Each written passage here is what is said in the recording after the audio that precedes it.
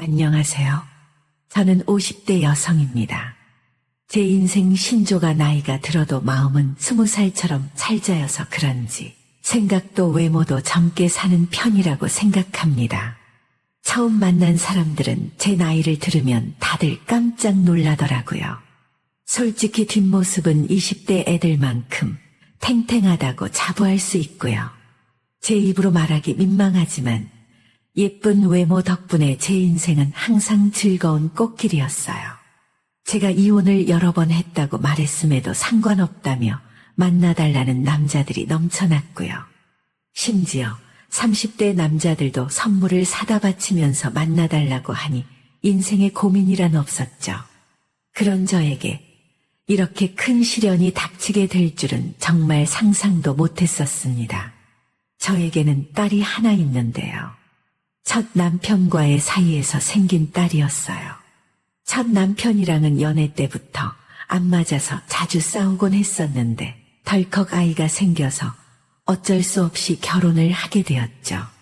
결혼을 한 후에는 더 불같이 싸우다 결국 딸이 2살 때 이혼을 했습니다. 저는 남편도 아기도 지긋지긋해서 그 뒤로 보지 않고 자유롭게 살아갔고요. 그 뒤로는 재혼을 여러 번 하더라도 아이는 낳지 않았어요. 아이로 인해 내 삶이 발목 잡히는 경험은 한 번으로 족하다고 생각했거든요. 제가 아이를 워낙 어린 나이에 낳아서 그런지 출산을 했음에도 불구하고 아가씨 때 몸으로 금방 돌아왔습니다. 덕분에 삼류 잡지 모델로 일하면서 매사 즐겁게 살았었고요. 그런데 나이가 드니 아무리 몸매 관리를 잘해도 더 이상 모델로 일하기는 쉽지 않아서 일을 놓은 지는 꽤 되었고 그동안은 남자들이 주는 용돈으로 그럭저럭 살아왔어요. 그러다 몇 달 전 양다리로 남자 둘을 만나다 쏠쏠하게 돈을 받고 있었는데 들켜버렸고 돈줄이 확 마르더라고요. 그렇다고 그동안 열심히 모은 명품을 팔기에는 내 자식 같은 아이들이라 차마 처분은 못하겠고 그렇게 아둥바둥 버티며 살아가고 있던 와중에 갑자기 낯선 번호로 전화가 온 거예요. 받아봤더니 앳된 여자 목소리더라고요. 여보세요? 실례지만 혹시 강미애 씨 번호 맞을까요? 맞는데 누구시죠?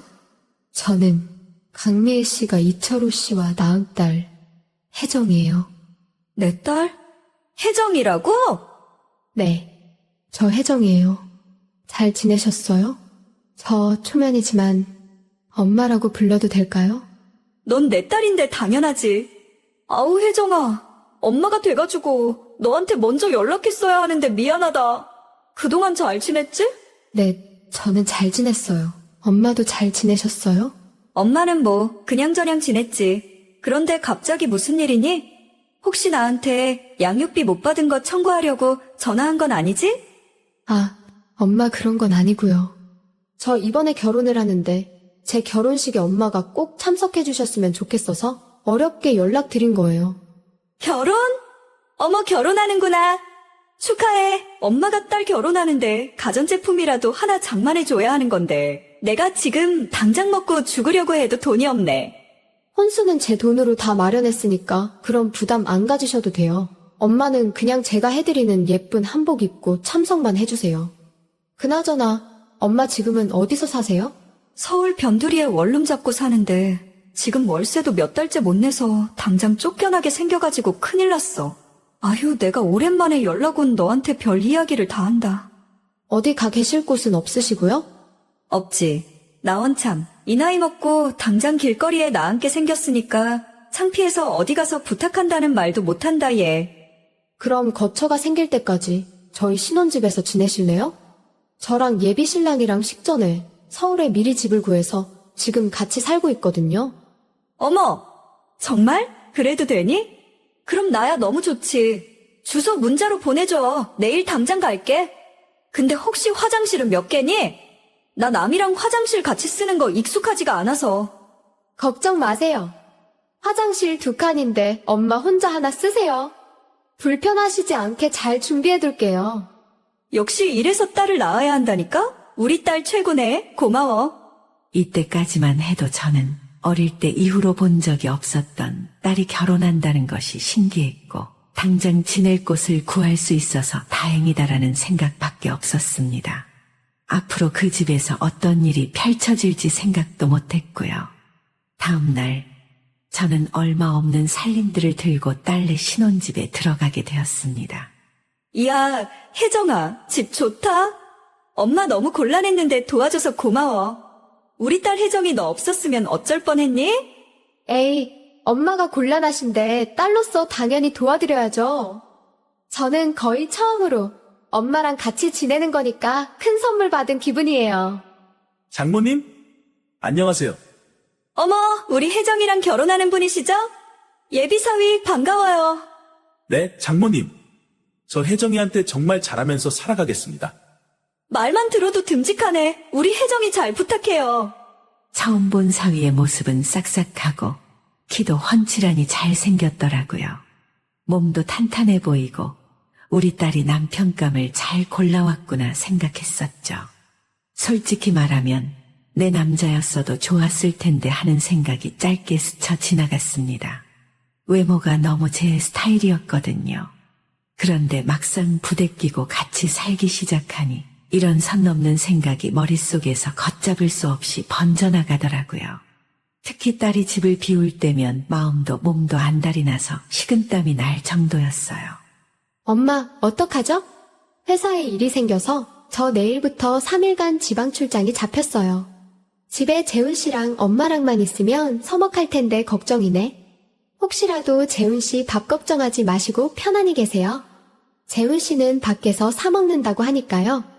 너도 참, 내가 사위랑 어색하고 말고 할 게 어딨어. 이참에 너 흉도 보고 칭찬도 하고 그러다 보면 친해지는 거지 뭐. 어쨌든 조심히 다녀오고 내가 그래도 김서방 끼니는 잘 챙겨줄 테니까 걱정하지 말고 다녀와. 엄마, 재훈 씨 챙겨줘서 고마워요. 딸이 지방 출장을 간다는 소리에 왜 그리 가슴이 뛰던지 딸 앞에서 표정 관리가 안 되더라고요. 딸의 남자랑 그렇고 그런 상상을 한다는 게 마음이 불편했지만 원래 금지된 사랑이 더 달콤하게 느껴지는 법이잖아요. 그래도 저는 정말 그러지 않으려고 했습니다. 사위가 집에 들어오기 전까지는 말이죠. 장모님, 저녁 드셨어요? 참, 혜정이 오늘부터 출장인 거 아시죠? 응, 알지. 우리 김서방은 저녁 먹었어? 아직 김서방이라는 말이 입에 잘 안 붙네. 내가 아들이 없어서 그런데 그냥 아들이라고 생각하고 편하게 이름 부를게. 괜찮지? 그럼요. 편하신 대로 불러주세요. 그럼 우리 재훈이 저녁 안 먹었으면 같이 먹자. 맛있는 거 차려놨어. 아, 정말요? 저 배고팠는데 저녁 준비해 주셨다니 감사합니다. 오늘 저녁은 골뱅이 소면무침이랑 맥주. 와, 대박. 저 골뱅이 소면무침 제일 좋아하는데 어떻게 아셨어요? 내가 우리 혜정이한테 재훈이 뭐 좋아하는지 살짝 물어봤지. 내일 주말이니까 마음 편히 맥주랑 같이 먹자. 그럼 감사히 잘 먹겠습니다. 장모님.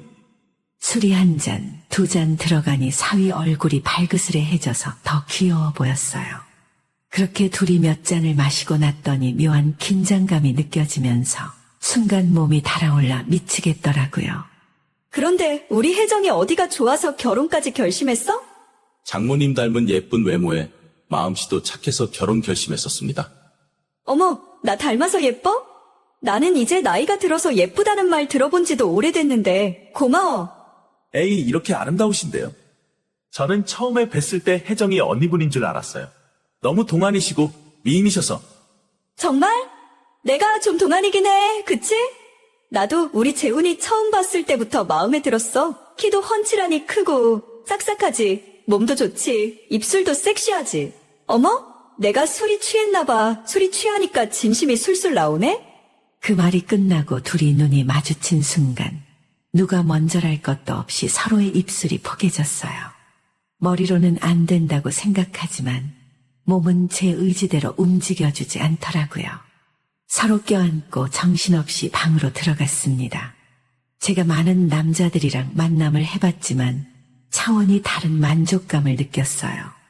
젊어서 체력도 좋지만 워낙 외모가 제 스타일이다 보니 얼굴만 봐도 흡족하고 흥분이 되더라고요. 그렇게 정신을 차려보니 다음날 아침이었습니다. 일어나셨어요? 응, 김서방도 일찍 일어났네? 장모님, 어제 일 말인데요. 난 어제 좋았어. 지금까지 해본 것 중에서 제일 좋았어. 아, 정말요? 그렇다면 다행인데. 아니, 다행이 아닌 건가? 아무튼요. 복잡하게 생각하지 말자. 재훈이는 나 안 좋아? 나랑 한 거 후회해? 설마 불만족스러웠어? 아니요, 사실 저도 너무 좋아서 어떻게 정신을 차릴 수 없을 지경이었어요.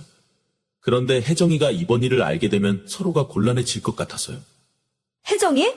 그치. 우리 혜정이가 알면 안 되니까 입 다물고 있자. 근데 혜정이랑 나중에 누구랑 더 잘 맞는 것 같아? 솔직히요? 장모님이 더 좋았습니다.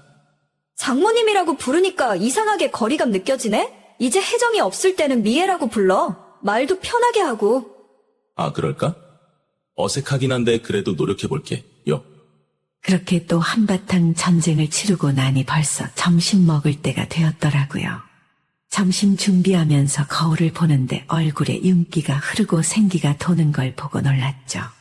정말 속궁합이 잘 맞아서 그런지 천연 콜라겐이 도는 느낌이랄까요. 그렇게 그날 밤도 뜨거운 밤을 보냈었죠. 왜 이렇게 설레고 즐겁던지 이 나이에도 폭주하는 기관차 마냥 멈출 수가 없었습니다. 딸이 출장을 가거나 집을 비울 때면 어김없이 사위와 즐기곤 했습니다. 하지만 꼬리가 길면 밟힌다고 했던가요.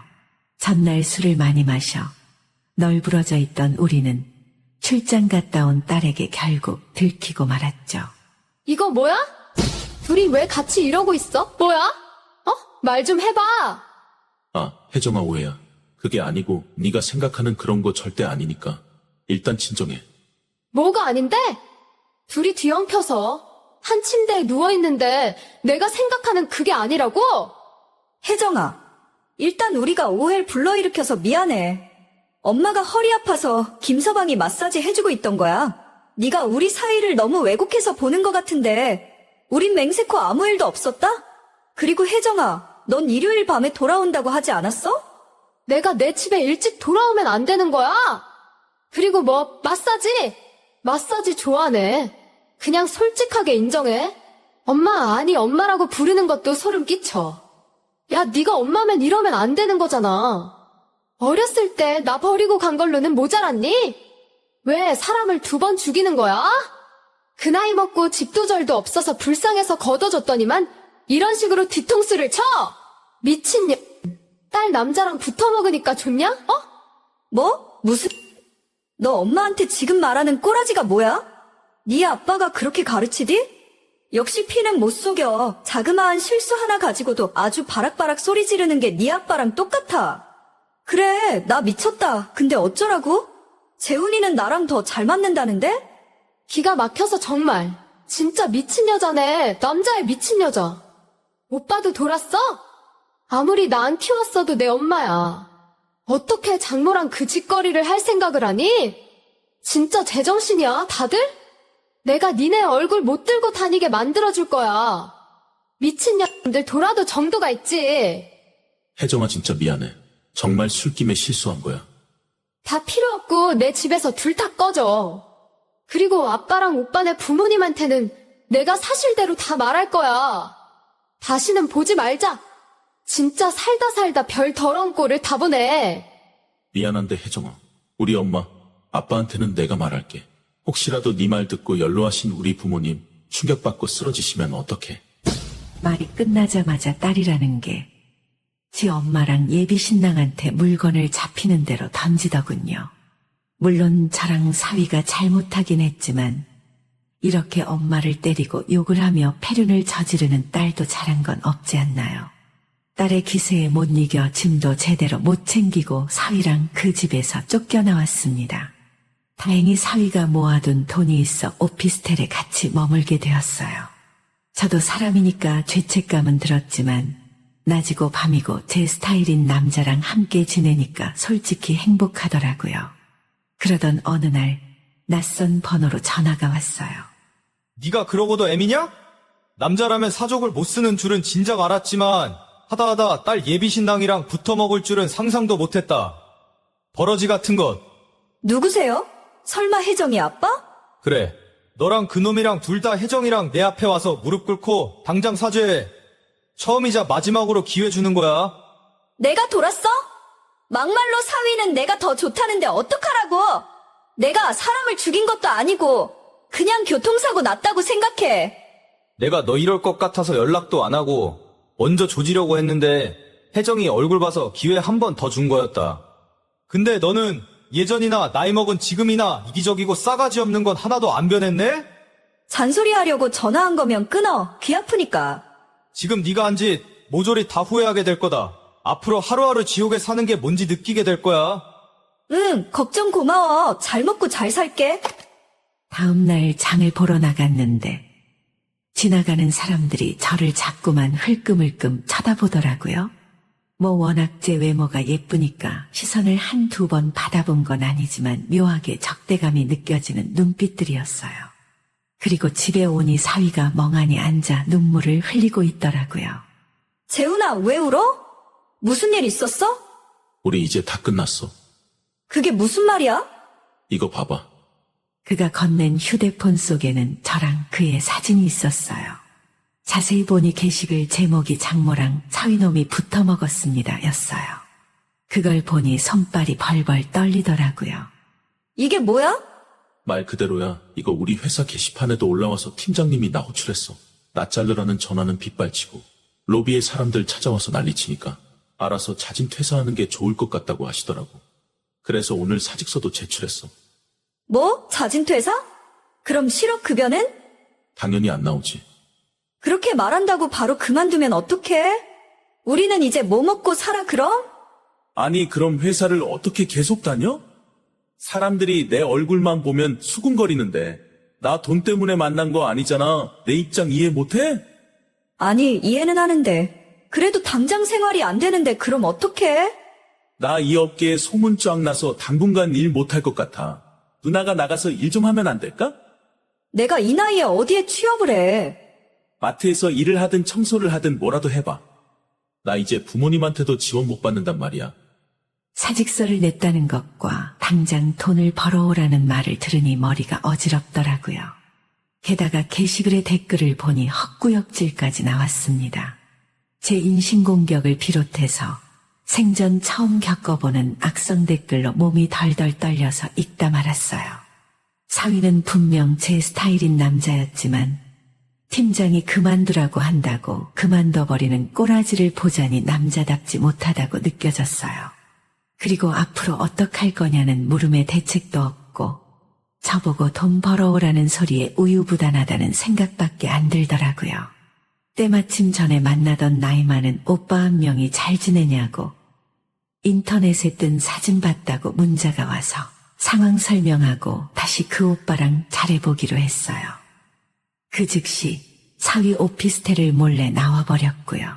역시 젊은 남자는 그냥 즐기는 용도로만 써야지 안 되겠더라고요. 오빠가 악플러들 다 고소해버리고 합의금 한탕 챙기라고 해서 고소 준비 중에 있어요. 사람이 실수도 하고 사는 거지. 한순간의 실수였는데 인생이 이렇게 피곤해져서 괴롭습니다. 세상의 모든 사랑 이야기를 전하는 시간입니다. 오늘의 사연은 서울에 사시는 30대 여성의 기구하고 아픈 사연입니다. 나는 어릴 적부터 엄마의 그림자 속에서 자랐다. 우리 집 현관문을 열 때마다 가슴이 쿵쾅거렸다. 오늘은 어떤 모습에 엄마가 나를 맞이할까? 술에 취해 소파에 널브러져 있을까? 아니면 낯선 남자와 함께 있을까? 10살 때였다. 학교를 마치고 돌아온 나는 평소와 다른 분위기를 느꼈다. 거실에서 들려오는 낮은 웃음소리, 그리고 익숙하지 않은 남자의 목소리. 조심스레 문을 열자 엄마가 낯선 남자의 무릎에 앉아있는 모습이 눈에 들어왔다. 민지야, 왔니? 엄마는 당황한 기색도 없이 말했다. 이리 와봐. 이분은 엄마 친구 김 선생님이야. 나는 고개를 숙인 채 인사를 했다. 김 선생님이라는 사람은 어색한 미소를 지으며 나를 바라보았다. 예쁜 딸이네요. 그래, 우리 민지가 예쁘지? 엄마가 웃으며 대답했다. 근데 민지야, 오늘은 엄마가 김 선생님이랑 얘기할 게 있어서. 내 방에 가 있으면 어떨까? 그가 말했다. 나는 아무 말 없이 고개를 끄덕이고 방으로 들어갔다. 문을 닫은 후에도 거실에서 들려오는 웃음소리와 술잔 부딪히는 소리가 계속됐다. 나는 베개를 꼭 껴안은 채 잠이 들 때까지 그 소리를 들어야 했다. 이런 일은 한 번으로 끝나지 않았다. 엄마는 거의 매주 다른 남자를 집에 데려왔다. 때로는 양복 차림의 중년 남성, 때로는 청바지에 티셔츠를 입은 젊은 남자였다. 그들의 얼굴은 기억나지 않지만 그들이 남기고 간 담배 냄새와 술 냄새는 아직도 생생하다. 그리고 엄마는 매일 나에게 같은 말을 반복하며 폭언을 일삼았다. 너 같은 건 낳지 말았어야 했어. 너 때문에 내가 이 모양 이 꼴이 됐어. 그리고 의뢰 그 뒤에 따라오는 위협. 집에 남자 데려오는 거 아빠한테 절대로 말하지 마. 내가 말해서 아빠가 알게 되면 너는 보육원으로 보내질 거야. 나는 그저 조용히 지냈다. 학교에서 돌아오면 곧장 방으로 들어가 문을 걸어 잠그고 음악을 크게 틀어놓곤 했다. 음악 소리로 거실에서 들려오는 소리를 덮으려 했지만 그 소리는 언제나 내 귓가를 맴돌았다. 어느 날 밤 평소와 다른 고함 소리에 잠에서 깼다. 아빠의 목소리였다. 천하의 부정한 년. 아빠의 고함이 집안을 울렸다. 내가 널 어떻게 믿었는데 이런 짓을 하다니. 쨍그랑 유리 깨지는 소리와 함께 엄마의 비명이 들렸다. 여보, 내가 잘못했어요. 용서해 주세요. 다시는 안 그럴게요. 하지만 아빠의 분노는 쉽게 가라앉지 않았다.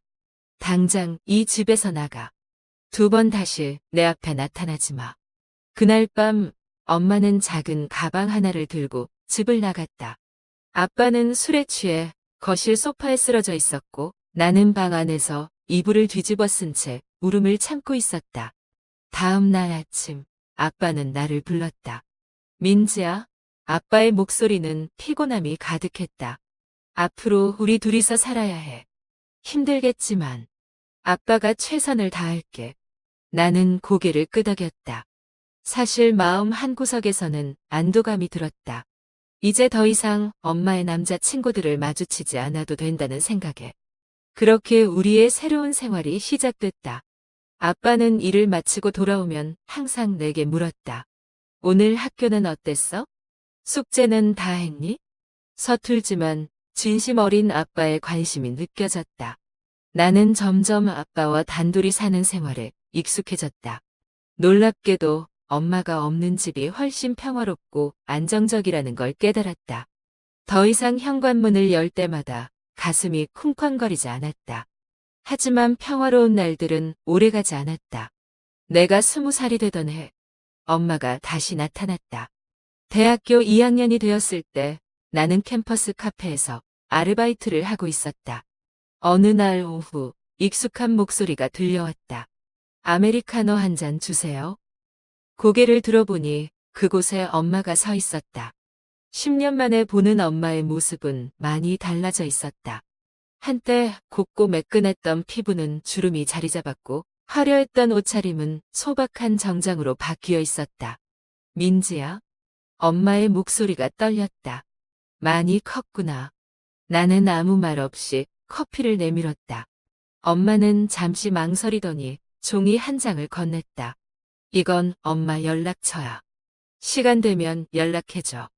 그렇게 엄마는 다시 사라졌다. 나는 그 종이를 구겨 쓰레기통에 던져버렸다. 하지만 그것으로 끝이 아니었다. 얼마 후부터 엄마의 문자와 전화가 쏟아지기 시작했다. 처음에는 무시했지만 점점 그 내용이 절박해졌다. 민지야, 엄마가 많이 아파. 집세가 밀렸어. 조금만 빌려줄 수 없니? 너 아니면 의지할 데가 없어. 결국 나는 한 번 돈을 보냈다. 그러자 2번, 3번. 입금을 해도 고마워하기는커녕 금액이 적다며 화를 냈다. 이게 뭐야? 이걸로 뭘 어떡하라고? 넌 엄마가 이렇게 고생하는 줄도 모르는구나. 나는 점점 엄마의 연락을 피하기 시작했다. 번호를 바꾸고 SNS 계정도 삭제했다. 그렇게 다시 평온한 일상을 되찾았다. 대학을 졸업하고 취직한 후 나는 우연히 한 심리상담센터에서 일하게 되었다. 그곳에서 나는 나와 비슷한 경험을 한 사람들을 많이 만났다. 그들의 이야기를 들으며 나 자신의 상처도 조금씩 치유되어 갔다. 그러던 어느 날 아빠에게서 전화가 왔다. 민지야, 아빠가 많이 아파. 아빠의 목소리는 힘이 없었다. 병원에 입원했어. 나는 즉시 병원으로 달려갔다. 의사는 아빠가 말기 암이라고 했다. 시간이 얼마 남지 않았다고. 아빠의 병실에서 나는 밤낮으로 간호를 했다. 어느 날 밤 아빠가 내 손을 꼭 잡았다. 민지야, 미안하다. 아빠의 눈에 눈물이 고였다. 내가 어렸을 때 더 잘해주지 못해서. 아빠, 그런 말씀 마세요. 아빠는 최선을 다하셨어요. 아빠는 힘겹게 미소 지었다. 내가 그렇게 말해주니 고맙구나. 아빠가 가면 내 몫으로 남겨둔 게 있어. 은행에. 그 말을 끝으로 아빠는 눈을 감았다. 나는 아빠의 손을 잡은 채 흐느꼈다. 장례를 치르고 얼마 후 나는 아빠가 말한 유산에 대해 알게 되었다. 아빠는 평생 모은 재산을 전부 내 앞으로 남겨두었다. 그 금액은 내가 상상했던 것보다 훨씬 컸다. 그리고 그 소식을 어떻게 알았는지 엄마가 다시 나타났다. 민지야, 엄마 좀 봐. 이제 우리 화해하고 잘 지내자. 너도 이제 돈이 생겼으니 엄마 좀 도와줘야지. 나는 차갑게 대답했다.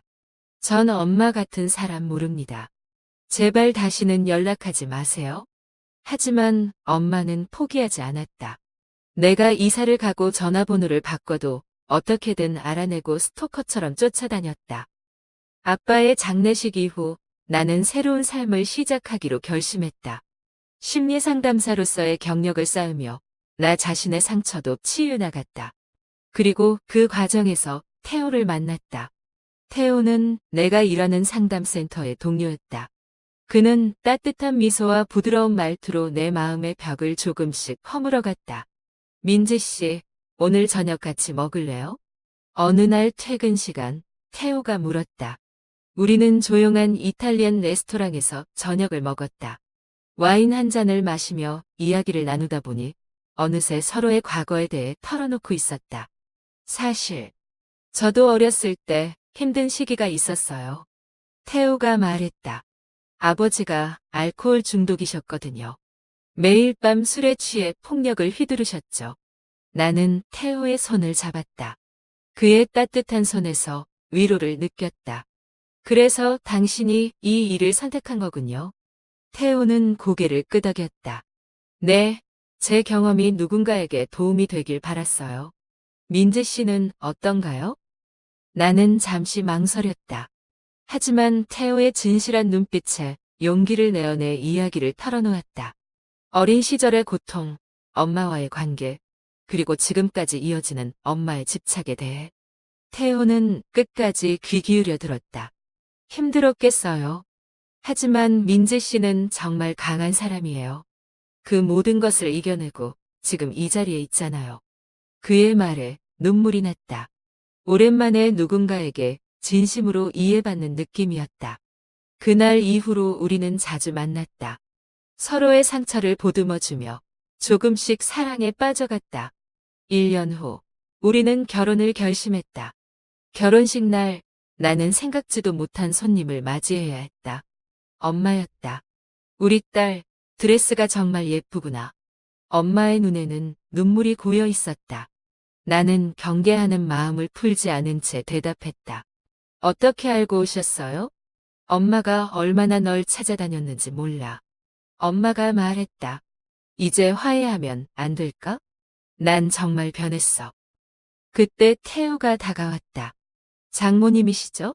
만나 뵙게 되어 영광입니다. 엄마는 태우를 보며 활짝 웃었다. 아이고, 우리 사이가 이렇게 잘생겼네.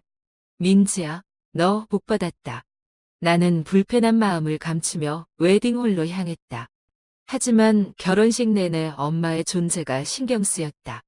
결혼 후 태우와 나는 새 아파트로 이사했다. 평화로운 신혼생활이 시작되는 듯했다. 하지만 그 평화는 오래가지 않았다. 어느 날 밤 초인종 소리에 잠에서 깼다. 시계를 보니 새벽 2시였다.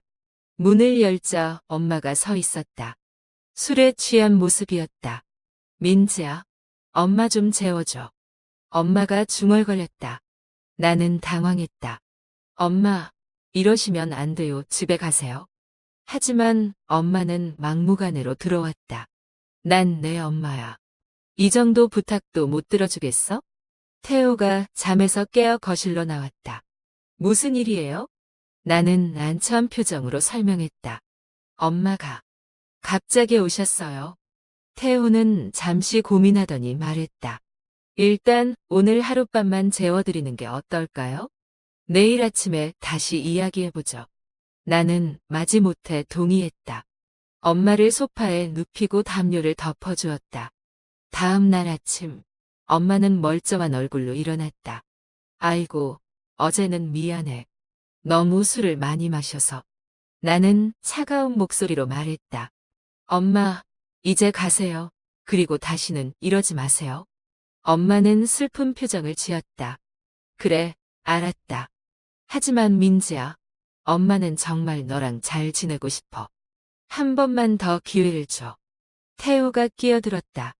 장모님, 민지를 이해해 주세요. 시간이 필요할 거예요. 엄마는 한숨을 쉬며 일어섰다. 알았어. 하지만 난 포기하지 않을 거야. 넌 내 딸이니까. 그렇게 엄마는 떠났지만 그 후로도 계속해서 연락이 왔다. 때로는 돈을 요구하고 때로는 아프다며 도움을 청했다. 나는 대부분 무시했지만 가끔은 마음이 약해져 조금씩 도와주기도 했다. 태호는 내 곁에서 묵묵히 지지해 주었다. 당신이 결정한 대로 하세요. 난 항상 당신 편이에요. 그의 말에 힘을 얻으며 나는 조금씩 엄마와의 관계를 정리해 나갔다. 하지만 여전히 마음 한구석에는 불안감이 자리 잡고 있었다. 결혼 3년 차, 나는 임신 사실을 알게 되었다. 태호와 나는 기쁨에 넘쳤지만 동시에 불안감도 커졌다. 아이를 낳아도 될까? 어느 날 밤 내가 태호에게 물었다. 나도 엄마처럼 될까봐 두려워. 태호는 내 손을 꼭 잡았다. 당신은 절대 그렇게 되지 않을 거예요. 우리가 함께 노력하면 돼요. 그의 말에 용기를 얻었지만 여전히 불안했다. 그리고 그 불안은 현실이 되어 나타났다. 임신 6개월 차였던 어느 날 엄마가 또다시 우리 집을 찾아왔다. 이번에는 술에 취하지 않은 상태였다. 민지야, 이제 곧 엄마가 될 거라며? 축하해. 엄마의 눈에는 눈물이 고여 있었다. 나도 할머니가 되는구나. 나는 경계하는 마음으로 대답했다. 네, 그렇네요. 엄마는 조심스레 내 배를 쓰다듬었다. 얘야, 난 정말 변했어. 이제 제대로 할머니 노릇 하고 싶어. 그 순간 나는 복잡한 감정에 휩싸였다. 한편으로는 엄마의 진심을 느낄 수 있었지만 다른 한편으로는 과거의 기억들이 떠올랐다. 엄마, 저는 아직 준비가 안 됐어요. 시간이 좀 더 필요해요. 엄마의 표정이 어두워졌다. 그래, 알았다. 하지만 내 손주를 볼 수 있게 해줘. 그것만은 약속해줘. 나는 대답하지 않았다. 엄마는 한숨을 쉬며 돌아갔다. 그 후로 엄마의 연락은 더욱 빈번해졌다. 아이에 대한 이야기, 준비해야 할 것들, 그리고 자신이 얼마나 좋은 할머니가 될 수 있는지에 대한 내용이었다. 출산 예정일이 다가올수록 나의 불안감은 커져갔다. 어느 날 밤 나는 악몽에 시달렸다. 꿈속에서 나는 엄마처럼 아이를 학대하고 있었다. 식은땀을 흘리며 깨어났을 때 태호가 내 옆에서 걱정스러운 표정으로 바라보고 있었다. 괜찮아요? 그가 물었다. 나는 눈물을 흘리며 대답했다. 태호 씨, 저는 못할 것 같아요. 아이를 키우는 거. 저도 엄마처럼 될까봐 너무 무서워요. 태호는 나를 꼭 안아주었다. 당신은 절대 그렇게 되지 않을 거예요. 우리가 함께 이겨낼 수 있어요. 다음 날, 나는 결심했다. 엄마와의 관계를 완전히 정리하기로 한 것이다. 엄마에게 전화를 걸었다. 엄마, 우리 만나요? 할 이야기가 있어요. 우리는 조용한 카페에서 만났다. 엄마는 기대에 찬 표정이었다. 엄마, 저는 결심했어요. 내가 말했다. 앞으로 엄마와 연락하지 않을 거예요. 그리고 제 아이와도 만나지 않으셨으면 좋겠어요. 엄마의 표정이 굳어졌다. 무슨 소리야? 난 내 엄마고 그 아이의 할머니야. 맞아요. 하지만 엄마는 제게 너무 많은 상처를 줬어요. 저는 그런 상처를 제 아이에게 물려주고 싶지 않아요. 엄마의 눈에 분노가 사렸다. 내가 어떻게 그럴 수 있어? 내가 얼마나 너를 위해 희생했는데. 나는 차분히 대답했다. 엄마, 그건 희생이 아니었어요. 그건 학대였어요. 이제 저는 제 가족을 지키고 싶어요. 엄마는 자리에서 벌떡 일어났다. 넌 정말 나쁜 딸이야. 이렇게 나를 버리다니. 나는 흔들리지 않고 말했다. 죄송해요, 엄마. 하지만 이게 제가 내린 결정이에요. 엄마는 분노에 차서 카페를 나갔다. 나는 그 자리에 한동안 앉아 있었다. 마음이 아팠지만 동시에 어떤 해방감도 느꼈다. 집에 돌아와 태호에게 모든 것을 이야기했다. 그는 내 손을 꼭 잡아주었다. 잘했어요. 당신은 정말 용기 있는 사람이에요. 그의 말에 눈물이 났다. 이제 우리 가족을 지킬 수 있을까요? 태호는 미소 지었다. 물론이죠. 우리가 함께라면 무엇이든 할 수 있어요. 그날 밤 나는 오랜만에 편안한 잠을 잤다. 꿈속에서 나는 아이와 함께 공원을 거닐고 있었다. 그 모습은 평화롭고 행복했다. 출산 예정일이 일주일 앞으로 다가왔다. 엄마와의 만남 이후 그녀로부터 어떤 연락도 없었다. 처음에는 불안했지만 점차 마음의 평화를 찾아갔다. 그러던 어느 날 밤 진통이 시작됐다. 태호는 침착하게 나를 병원으로 데려갔다. 힘내요. 당신은 할 수 있어요. 태호가 내 손을 잡으며 말했다. 고통스러운 12시간의 진통 끝에 우리 아기가 세상에 나왔다. 작고 붉은 아기를 품에 안았을 때 나는 이전에 느껴보지 못한 사랑과 책임감을 느꼈다. 나는 눈물을 흘리며 속삭였다. 엄마가 널 지켜줄게. 태호는 우리 옆에서 행복한 미소를 지었다. 우리 가족이 드디어 완성됐네요. 우리는 아이의 이름을 서연이라고 지었다. 밝고 맑은 마음을 가진 아이로 자라길 바라는 마음을 담아서. 육아는 생각했던 것보다 더 힘들었다. 밤낮 없는 수유와 기저귀 갈기, 잠 못 이루는 밤들의 연속이었다. 하지만 서연이가 웃을 때마다 모든 피로가 눈 녹듯 사라졌다. 여보, 당신은 정말 좋은 엄마예요. 태호가 자주 말해주었다. 그의 말에 나는 자신감을 얻었다. 서연이가 100일이 되던 날 예상치 못한 일이 벌어졌다. 아침 일찍 초인종이 울렸다. 문을 열자 그곳에는 엄마가 서 있었다. 민지야, 나 많이 생각해봤어. 내가 한 말들이 맞았어. 나는 말 없이 엄마를 바라보았다. 난 정말 형편없는 엄마였어. 엄마의 눈에서 눈물이 흘렀다. 내게 상처만 주었지. 이제야 그걸 깨달았어. 엄마는 작은 봉투를 내밀었다. 이건 서연이 100일 선물이야. 받아줘. 그리고 난 이제 너희를 방해하지 않을게. 다만 가끔 서연이가 잘 자라는지 소식만이라도 들을 수 있다면 좋겠어.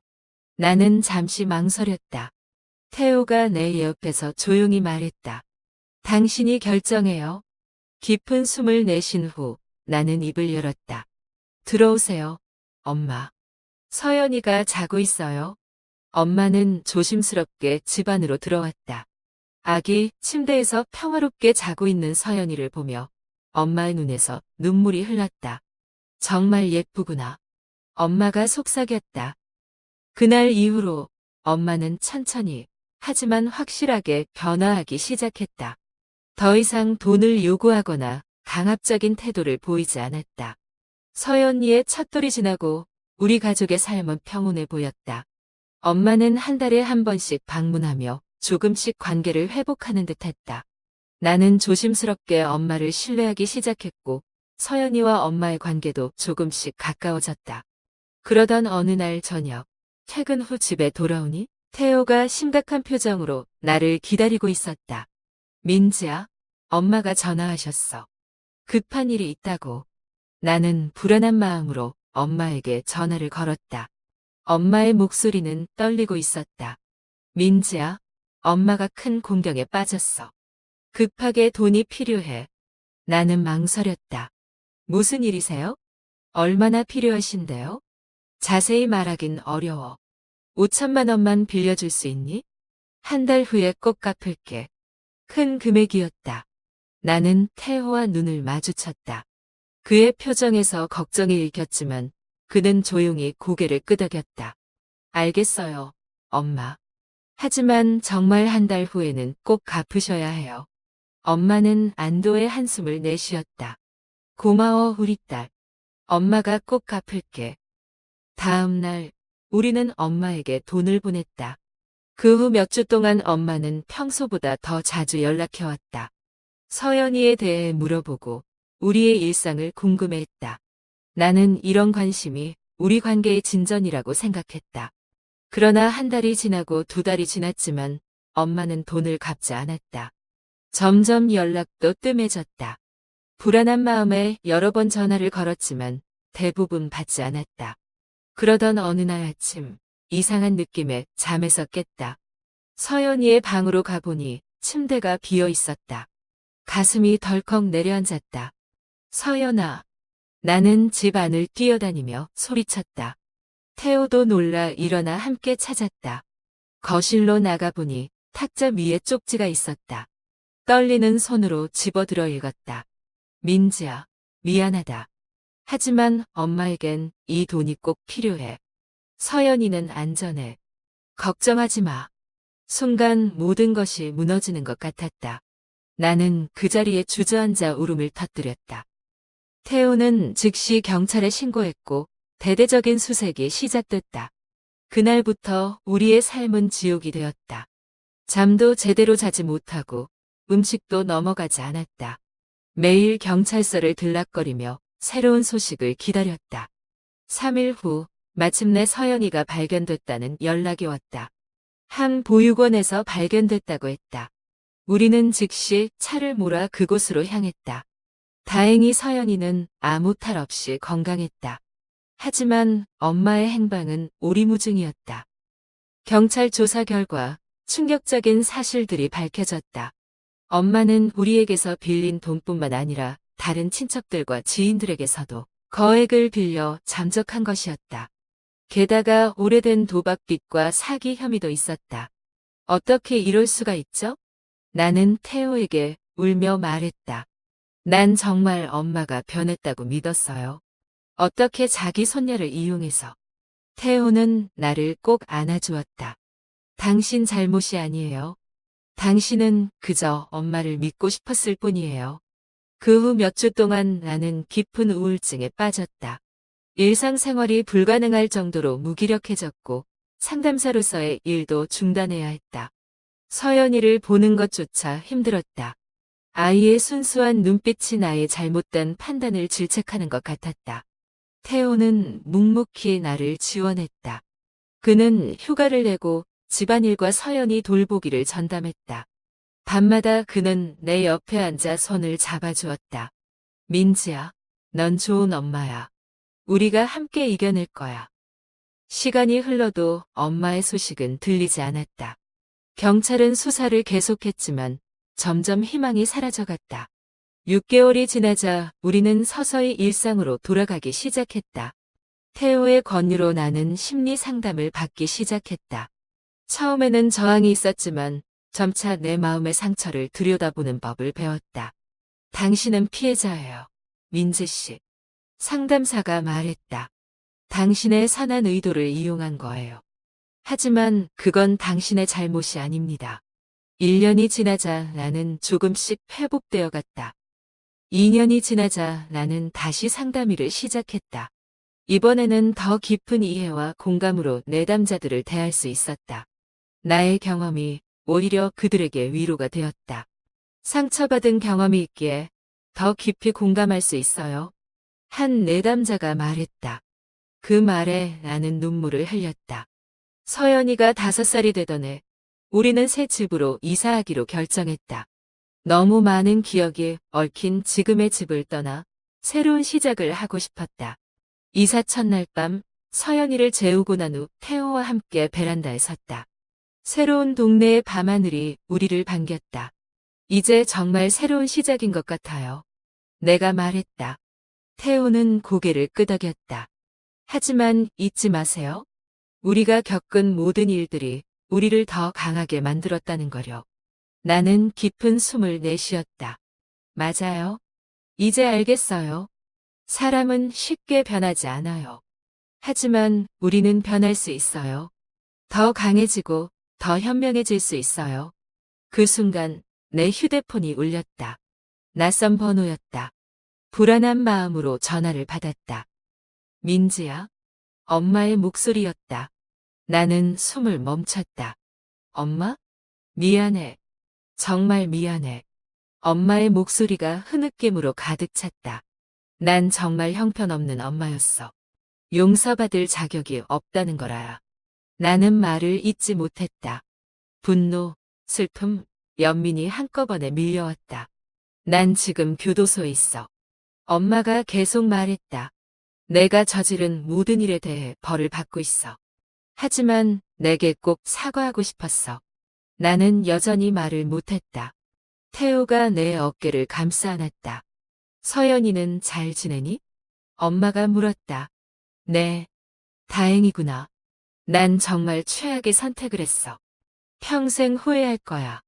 엄마, 지금은 아무 말도 하고 싶지 않아요. 시간이 필요해요. 엄마가 저지른 일은 쉽게 용서할 수 없어요. 알아? 이해해. 난 그저 내가 알았으면 해. 내가 얼마나 후회하고 있는지. 전화를 끊은 후 나는 태호의 품에 안겨 울었다. 오랫동안 참았던 감정이 폭포수처럼 쏟아져 나왔다. 그날 이후로 나는 깊은 고민에 빠졌다.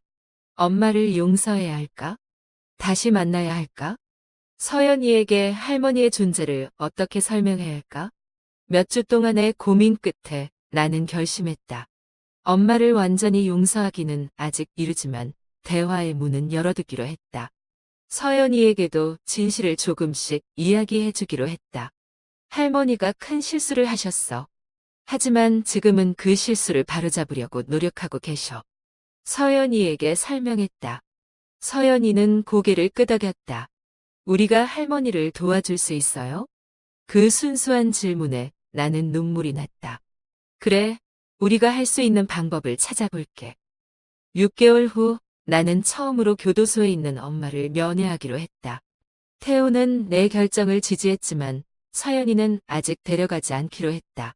차가운 면회실에서 엄마를 마주했을 때 나는 충격을 받았다. 한순간에 늙어버린 것 같은 엄마의 모습에 마음이 아팠다. 민지야? 엄마는 울음을 참으며 말했다. 이렇게 와줘서 고마워. 엄마, 저는 아직도 이해할 수 없어요. 어떻게 그런 일을, 특히 서연이를. 엄마는 고개를 숙였다. 설명할 수 없어. 도박 빚에 쫓기고 있었고 사채업자들의 협박이 심해졌어. 정신이 혼미해져서. 하지만 그건 변명이 될 수 없지. 난 여기서 많은 것을 배웠어. 상담도 받고 있고 내가 얼마나 이기적이었는지 깨달았어. 나는 깊은 한숨을 내쉬었다. 엄마, 저는 엄마를 미워하고 싶지 않아요. 하지만 신뢰하는 데는 오랜 시간이 걸릴 거예요. 알아? 시간이 얼마나 걸리든 난 기다릴게. 그 후로 3개월에 한 번씩 면회를 가기 시작했다. 매번 가기 전에는 망설여졌지만 돌아올 때면 조금씩 마음이 가벼워지는 것을 느꼈다. 서연이가 6살이 되던 해, 겨울, 우리는 크리스마스 저녁 식사를 하고 있었다. 갑자기 서연이가 물었다. 엄마, 나도 할머니 만나러 가도 돼요? 나와 태우는 눈빛을 교환했다. 우리는 이미 이 순간에 대해 여러 번 이야기를 나눴었다. 서연아, 할머니를 만나러 가기 전에 알아야 할 게 있어. 내가 조심스럽게 말했다. 할머니는 지금 특별한 곳에 계셔. 잘못을 반성하고 계신 곳이야. 서연이는 진지하게 고개를 끄덕였다. 할머니가 나쁜 짓을 해서 반성하고 계시다고 아빠가 말해줬어요. 그래도 만나고 싶어? 네. 할머니도 외로우실 것 같아요. 그렇게 우리는 새해 첫날 서연이와 함께 엄마를 만나러 갔다. 엄마는 서연이를 보자마자 눈물을 쏟았다. 우리 서연이 많이 컸구나. 서연이는 처음에는 수줍어했지만 곧 할머니와 이야기를 나누기 시작했다. 자신이 유치원에서 배운 것들, 좋아하는 장난감에 대해 이야기했다. 그날 집으로 돌아오는 길에 태호가 말했다. 당신은 정말 대단해요. 이렇게 성숙하게 상황을 받아들이다니. 나는 창밖을 바라보며 대답했다. 사람은 쉽게 변하지 않아요. 하지만 우리가 그들을 대하는 방식은 바꿀 수 있죠. 엄마가 저지른 일은 영원히 지울 수 없겠지만 미움만으로는 아무것도 해결되지 않아요. 1년이 더 지난 지금 우리 가족은 여전히 치유의 과정 중에 있다. 엄마는 교도소에서 모범수로 지내며 가석방을 준비하고 있다. 나는 여전히 완전한 용서까지는 도달하지 못했지만 조금씩 앞으로 나아가고 있다. 서연이는 이제 학교에 다니기 시작했다. 가끔 할머니에 대해 물어보지만 더 이상 두려움이나 불안감은 보이지 않는다. 오히려 자신의 경험을 통해 다른 친구들의 아픔을 이해하는 따뜻한 아이로 자라고 있다. 태호는 여전히 든든한 버팀목이다. 그의 변함없는 사랑과 지지가 있었기에 이 모든 과정을 견딜 수 있었다. 인간은 쉽게 변하지 않는다. 하지만 우리는 그 사실을 받아들이면서도 더 나은 미래를 위해 노력할 수 있다. 완벽한 용서나 회복은 없을지 모르지만 우리는 매일 조금씩 성장하고 있다. 이제 나는 안다. 진정한 강함은 상처를 피하는 것이 아니라 그 상처를 안고 살아가는 법을 배우는 것이라는 걸. 오늘의 사연 어떠셨나요? 구독과 좋아요, 알림 설정 부탁드립니다. 감사합니다. 안녕하세요. 저는 서울 노원구에 사는 30살 남자입니다. 좀처럼 말하기 힘든 경험을 했지만 이곳에서 용기를 내어 사연을 전합니다. 제가 20대 후반에 회사를 옮겨 적응해갈 무렵 친구들이 하나둘씩 결혼하기 시작했습니다. 예전에 사귀던 여자친구가 제 친구와 바람이 나는 바람에 큰 상처를 받아 그 후로는 여자와의 인연을 끊고 지냈습니다. 그렇게 5년을 외롭게 지냈죠. 세상에 믿을 사람은 없다고 생각했습니다. 상심이 커서 하던 일도 그만두고 매일 술에 의존하며 지냈을 때 결혼한 친구가 저를 안쓰럽게 여겼는지 자주 술을 사주며 상담을 해주었습니다. 친구는 세상에 믿을 만한 사람도 있다고 했습니다. 그래서 저는 10년지기 친구도 못 믿는데 누구를 믿고 살 수 있겠냐고 했더니 친구는 내가 있지 않냐며 오늘은 참치회에 술을 사줄 테니 다음 주부터 자기 회사에 출근하라고 했습니다.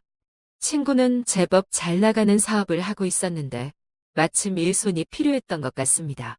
일도 안 하고 술만 마시며 신세 한탄하는 저를 안타깝게 여겼던 것 같아요. 저도 모아둔 돈을 술값으로 다 써버린 상황이었고 상처받은 시간도 충분히 흘렀기에 그 제안을 받아들였습니다. 그렇게 첫 출근을 하게 되었죠. 친구는 사업을 잘 운영하고 있더군요. 직원이 20명 정도 되는 작은 규모의 회사였지만 이 정도 회사를 키우는 게 쉽지 않다는 걸 알았습니다. 친구가 사장이라 사람들이 불편해하거나 친구가 저를 부려먹을까 걱정했지만 다행히 직원들이 저를 좋아해줬습니다. 그렇게 유능하고 착한 사람들이 저를 잘 알려주고 도와줘서 저도 잘 적응할 수 있었습니다. 그런데 그 중에서도 저를 가장 많이 챙겨준 사람은 격리 아줌마였습니다. 예쁜 격리 여직원도 한 명 있었는데 그녀는 젊고 예뻐서 그런지 다소 도도했지만 격리 아줌마는 저보다 10살 정도 많았습니다. 사실 아줌마라는 말이 무색할 정도로 친구처럼 보였습니다. 나이에 비해 동안이었고 몸매도 20대 못지않았으며 얼굴도 어린 여직원보다 예뻤습니다. 우아하면서도 귀여운 매력을 가진 사람이었습니다. 그녀가 저에게 회사에 대해 많이 알려주면서 사람에 대해 닫혀있던 마음이 열리기 시작했습니다. 그래서 이 아줌마가 나를 좋아하나 싶었지만 사실 그 아줌마는 모든 사람에게 친절한 사람이었습니다. 저는 조금 삐뚤어지기도 했지만 그녀는 항상 웃으며 사람들을 챙기고 자기를 희생할 줄 아는 사람이었습니다. 친구에게 들으니 직원 여럿이 저 아줌마를 노린다고 하더군요. 40대인데 아직 결혼 안 했냐고 물어보니 저 얼굴에 저 성격인데 어떤 남자가 안 데려갔겠냐며 어릴 때 이미 결혼했다가 10년 전쯤 남편이 사고로 세상을 떠나고 혼자서 중학생 딸을 키우고 있다고 했습니다. 괜히 그녀를 생각하며 마음이 아팠습니다. 저렇게 밝고 사람들에게 긍정적인 영향을 주는 사람이 그렇게 어두운 사연이 있다는 게 안타까웠습니다.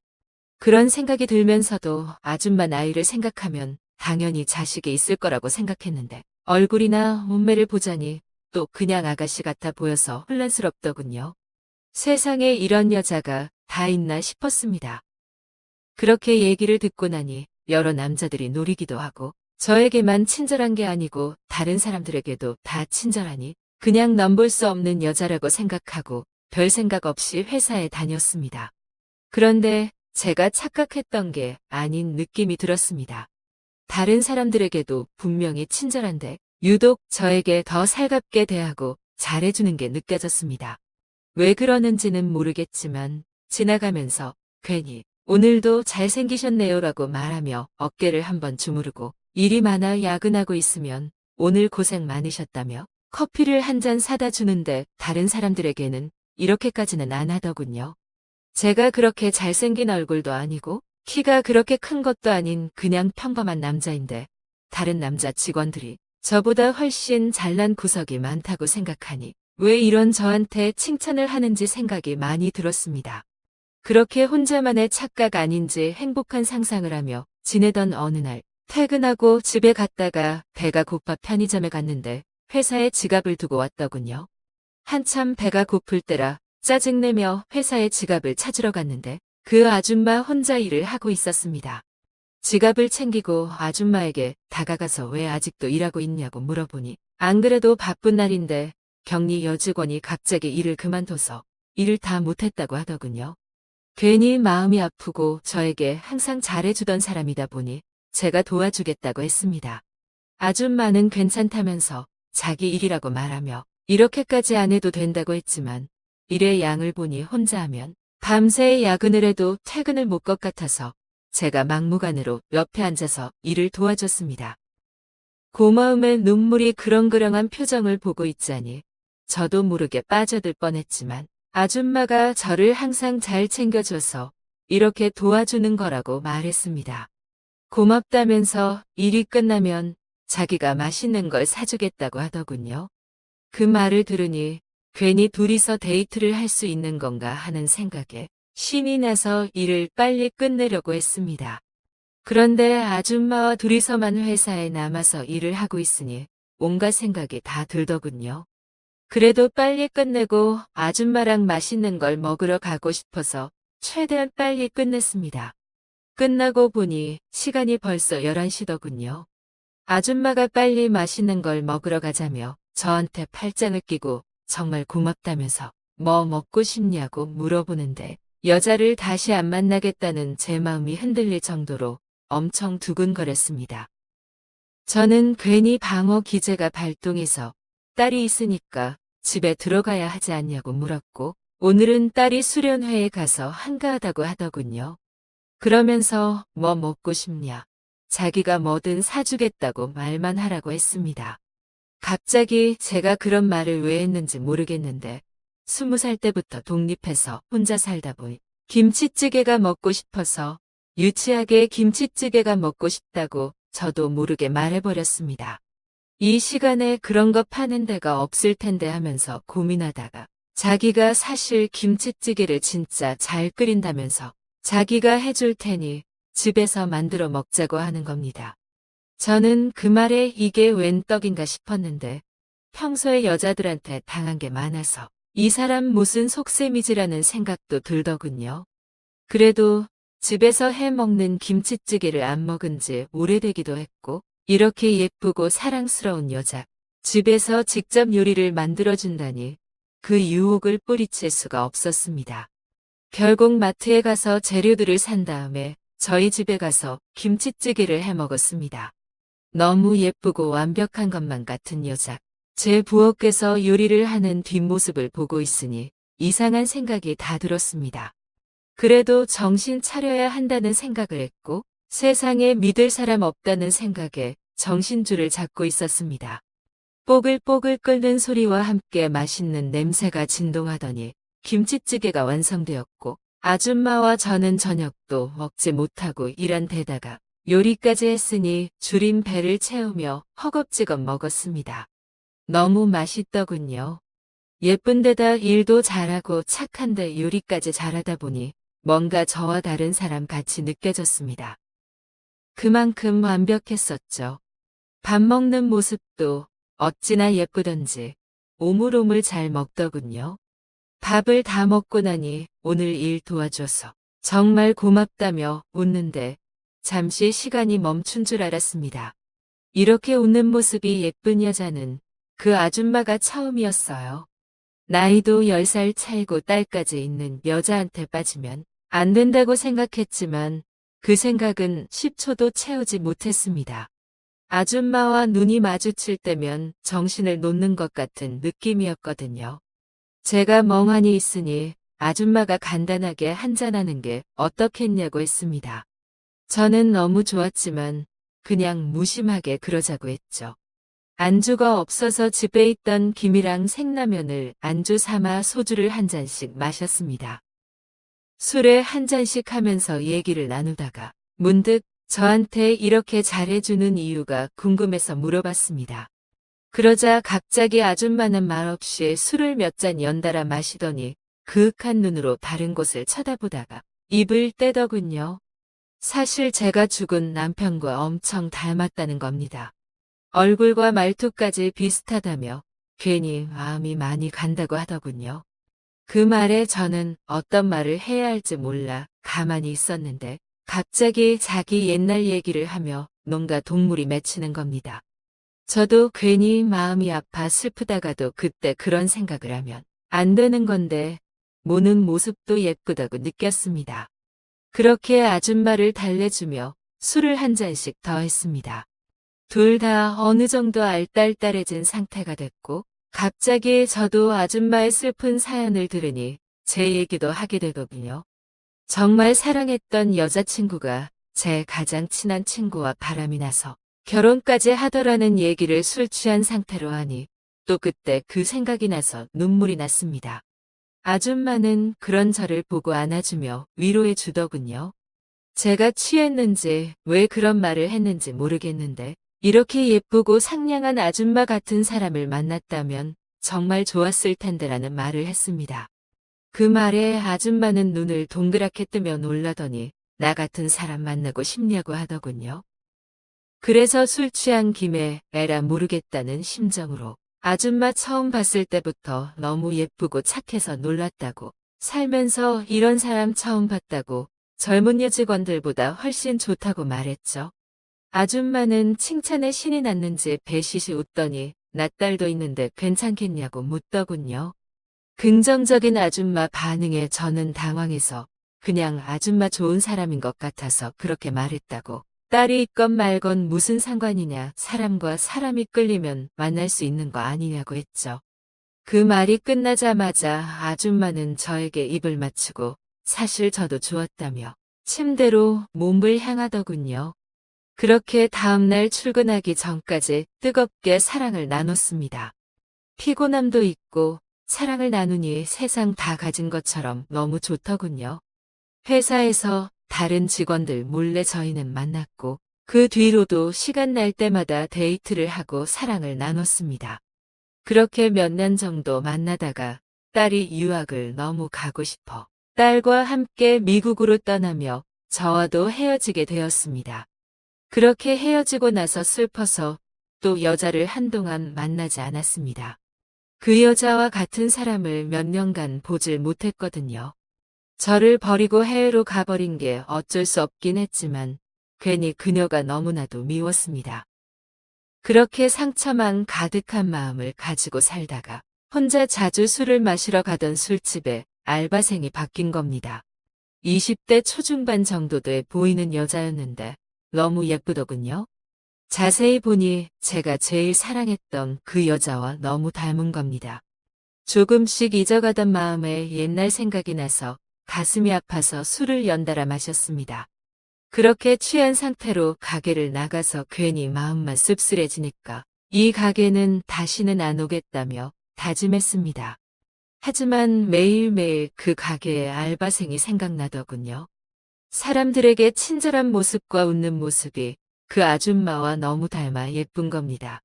안 가려고 다짐했지만 계속해서 생각이 나서 다시 갔더니 웃으면서 어서 오세요라고 인사하는 모습에 저는 순간 멈춰버렸습니다. 그녀와 처음 얘기를 나눴을 때가 생각나면서 빠져버린 것 같았어요. 나이도 10살 정도 차이나 보이는데 이러면 안 된다면서 저 자신을 내몰았습니다. 하지만 남자가 여자에게 끌리는 걸 멈춘다는 건 쉽지 않더군요. 그 뒤로 무슨 생각인지 모르겠지만 그녀를 어떻게든 꼬셔보겠다는 생각에 한껏 꾸며서 그 가게를 자주 찾아갔습니다. 그러다 보니 어느 정도 친분이 생겨서 얘기를 한두 마디씩 나누게 되었습니다.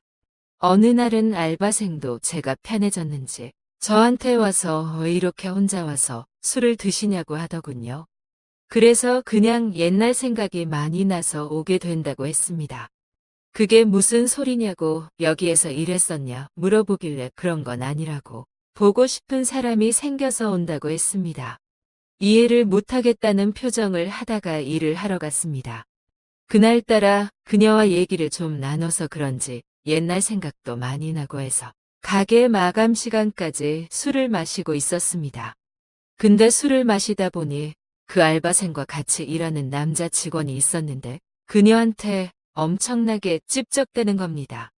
그 알바생은 겉으로 사람 좋은 웃음으로 웃으며 왜 이러냐며 장난치지 말라고 말했지만 속으로는 굉장히 싫어하는 느낌이 들더군요. 그래서 유심히 보고 있는데 남자 직원이 계속 끝나고 술 마시러 가자며 오빠가 맛있는 거 다 사줄 테니까 너는 나한테 주기만 하라며 저속한 농담을 하는데 알바생이 당황해서 표정이 좋지 않았습니다. 더 이상 안 되겠다 싶어 자리를 박차고 일어나 손목을 잡고 있던 남자 직원의 손을 확 잡아 끌며 여자애가 싫다는데 이제 그만하라고 말했습니다. 갑자기 무슨 용기가 생긴 건지 술을 마셔서 그런 건지 제일 사랑했던 여자를 닮은 사람이 당하고 있는 걸 볼 수 없었던 건지는 잘 모르겠지만 갑자기 제 몸이 반응하더군요. 그렇게 남자 직원과 한참 실랑이를 하고 있는데 경찰이 와서 저희를 말렸습니다. 경찰도 가고 남자 직원의 사과도 받고 일이 마무리되었습니다. 술에 취한 데다가 실랑이까지 해서 너무 힘들어서 터덜터덜 집에 걸어가고 있는데 그 알바생이 갑자기 뒤에서 오더니 아저씨 고맙습니다라고 하더군요. 정말 고맙다면서 자기가 맛있는 거 사겠다며 뭐 먹고 싶냐고 하는데 그 아줌마와 비슷한 말투에 비슷한 말을 하는 겁니다. 괜히 옛날 생각과 예쁜 그녀 얼굴이 떠올라 멍하니 있는데 아저씨 뭔 생각하세요? 뭐 먹고 싶냐고요? 하는 겁니다. 저기 일 그만두고 와서 돈 많이 받았다고 자기가 산다는데 저는 왜 그랬는지 모르겠지만 또 김치찌개가 먹고 싶어서 김치찌개가 먹고 싶다고 했습니다. 그랬더니 그 아줌마와 굉장히 비슷한 말로 지금 시간에 그런 거 파는 데가 없는데 제가 김치찌개 진짜 잘하니까 해준다고 하더군요. 옛사람과 그녀의 얼굴이 겹쳐 보이며 그녀에게 빠져버린 것만 같았습니다. 바로 이 여자라는 생각이 들었죠. 그렇게 마트에서 재료를 사서 저희 집에서 김치찌개를 만들어주는데 계속 그때 그녀와 겹쳐 보여서 정신이 혼미했습니다. 멍하니 있다 보니 왜 이렇게 멍하게 있어요? 술 취했어요? 라며 물어보는 겁니다. 그래서 아니라고 제가 진짜 사랑했던 사람과 너무 닮아서 정신이 없다고 했습니다. 그 말을 듣더니 저한테 갑자기 무슨 이상한 소리를 하냐면서 지금 꼬시려고 하는 거냐고 묻더니 진짜라고 진심을 다해 말하니 순간 당황하더니 김치찌개와 함께 소주를 몇 잔 연달아 마시더군요. 그러고는 입을 떼는데 자기도 왜 그런지 모르겠는데 자기보다 나이도 훨씬 많아 보이고 혼자 술을 마시러 다니는 사람이 왜 그런지 모르겠는데 자꾸 신경 쓰이고 마음이 가는 것 같다고 하더군요. 저는 그 말을 듣고 또 정신을 못 차렸습니다. 저보다 훨씬 어려 보이는 데다가 예쁘고 몸매 좋고 성격 좋은 여자. 저한테 마음이 간다는 게 당황스러우면서도 너무 좋더군요. 그렇게 당황하고 있는데 아저씨 너무 취한 것 같다면서 자기는 이제 집에 간다며 자리에서 처음에는 저를 밀어내는 듯 하더니 이내 저를 받아주더군요. 그렇게 저는 새로운 사랑을 만나 행복하게 지냈습니다. 그런데 그녀를 만나면서 제 이야기를 잘 안 했는데 그녀도 왜인지 자기 이야기를 잘 안 하더군요. 왜 그런지는 모르겠지만 그냥 그러려니 하고 있었는데 그녀와 제가 1년 정도 만났을 때쯤 이런 얘기를 하더군요. 왜 이렇게 제가 끌리나 했었는데 자기가 어릴 적 앨범을 보다 보니 돌아가신 자기의 아빠가 저를 엄청나게 닮았다더군요. 자기가 어렸을 때 돌아가셔서 얼굴이 잘 생각 안 나는데 알게 모르게 끌렸던 게 아빠에 대한 그리움 같은 게 있었던 것 같다며 웃더군요. 저는 그러냐며 따라 웃어줬습니다. 그렇게 몇 년 더 만나다가 결국 그녀와 결혼을 약속하게 되었습니다. 집안 사정을 들어보니 어릴 때 아버지가 돌아가시고 엄마 혼자 자기를 키웠다면서 자기 엄마는 엄청 예쁘고 강한 사람이라며 칭찬을 매일같이 했습니다. 장모님이 정말 좋으신 분이구나 생각하며 몇 년 만나다가 처음 인사를 드리러 갔는데 저는 그 자리에서 그만 몸이 얼어붙었습니다. 그 장모님은 바로 제가 정말 사랑했던 그 아줌마였던 것입니다. 어릴 적 엄마가 자기를 혼자 키워줬다는 말을 들었을 때 설마 했는데 정말 그녀더군요. 저는 혹시나 그럴 수도 있을 것 같다는 생각을 확인해서 괜히 가정사에 대해 별로 안 물어보고 어머니 사진도 안 보고 결혼하기 전까지는 인사도 안 드리러 갔는데 제가 혹시나 했던 생각이 역시나가 됐습니다. 아줌마와 저는 눈을 마주쳤을 때 서로 엄청 당황한 기색을 보였습니다. 그러자 제 부인이 될 사람이 둘 다 왜 그러냐며 묻는데 저희는 아무것도 아니다면서 빨리 맛있는 거나 먹자며 분위기를 풀었습니다. 저와 아줌마는 너무 당황했지만 사랑하는 여자와 사랑하는 딸을 위해 처음 만난 사람인 척 열심히 연기했습니다. 제 부인이 될 사람이 화장실에 간다고 하자 저와 아줌마는 둘만 남게 되었습니다. 둘 다 아무 말도 못하고 있다가 아줌마가 갑자기 웃으며 먼저 말문을 열었습니다. 세상에 이런 우연이 있나, 이런 일이 나한테도 일어나다니라고 했지만 그 웃음은 진짜 같지 않았습니다. 저도 따라 웃었지만 웃음이 진짜 같지 않았습니다. 제 부인이 될 사람이 화장실에서 돌아오기 전까지 그간 어떻게 지냈냐며 아무렇지도 않은 듯 얘기를 나누고 있었는데 누군가 오는 소리가 들려 얘기를 멈췄습니다. 제 부인이 될 사람이 들어와서는 왜 둘이 아무 말도 없이 있냐고 웃었습니다. 우리 엄마 너무 예쁘지 않냐. 성격도 좋고 일도 잘하고 나도 잘 키웠다며 슈퍼맘이라 소개했고 자기 엄마에게는 제가 정말 멋있고 성격도 좋고 자상하다며 1등 신랑감이라 칭찬했습니다. 저희 둘은 복잡하고 미묘한 감정에 빠진 느낌이었습니다. 어찌어찌 인사하러 간 자리는 잘 마무리되고 퇴근 후 집에서 식사하고 있는데 저장되어 있지 않은데 익숙한 번호로 전화가 왔습니다. 그 번호는 바로 그 아줌마였고 지금 당장 잠시 보자고 했습니다. 그렇게 우리는 술집에서 만났고 인사도 없이 술을 계속 마시다가 술 기운에 말을 시작했습니다. 아줌마가 정말 결혼할 거냐고 물었고 저도 진짜 어떻게 해야 할지 모르겠다고 했습니다. 아줌마는 아직도 저를 사랑한다고 했습니다. 그런데 어떻게 나한테서 떠나고 연락 한 통 없냐고 하자 딸 때문에 자기를 버리고 간 게 너무 미안해서 연락할 수 없었다고 했습니다. 저도 얼마나 좋아했었는데 배신감이 너무 컸다며 울었습니다. 그렇게 우리는 울면서 술을 마셨습니다. 그러다가 술이 오르자 이제 그만 가자고 자리에서 일어났는데 그녀가 비틀거렸습니다. 그래서 부축한다고 잡았는데 실수로 가슴을 잡고 말았습니다. 그녀가 지금 뭐 하는 거냐고 하길래 제가 실수라고 넘어질 것 같아서 잡았는데 잡혀버렸다고 말했습니다. 그녀가 저에게 입술을 포겠습니다. 술집이라 아주 잠깐의 키스였지만 저는 몸이 뜨거워졌고 그녀를 데리고 근처 숙박업소로 갔습니다. 서로 사랑한다고 미안하다고 눈물을 흘리면서도 이러면 안 된다고 말하면서 저희는 서로의 끌림을 멈출 수 없었습니다. 그 후 몇 번이나 그녀를 만났지만 서로 이러면 안 된다고 말만 하고 사랑을 나누고 있습니다. 저는 제 부인 될 사람을 엄청 사랑합니다. 하지만 그만큼 장모 될 사람도 엄청 사랑합니다.